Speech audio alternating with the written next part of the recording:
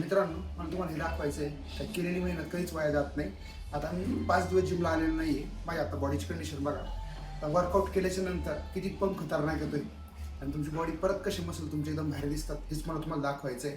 आता before वर्कआउटचा photo आहे माझा, म्हणजे व्हिडिओमध्ये दाखवतोय मी तुम्हाला. आता वर्कआउट झाल्यावरती दाखवतो तुम्हाला मी कसला पंप आहे. मित्रांनो, आता वर्कआउट झालेलं आहे माझं, तुम्हाला दाखवतो आता पंप कसा आलेला आहे बिफोर वर्कआउट आणि आफ्टर वर्कआउट.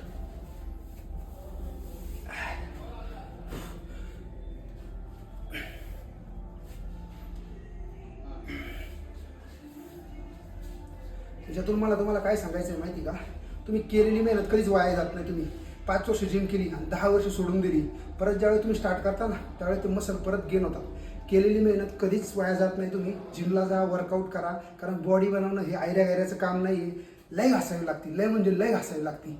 जे मित्र माझे वर्कआउट करतात ते रिलेट करू शकतात, नॉर्मल लोकांना ते कळणार नाही. पण नक्की बघा, आता माझा पंप बघा, before workout after workout pump आहे.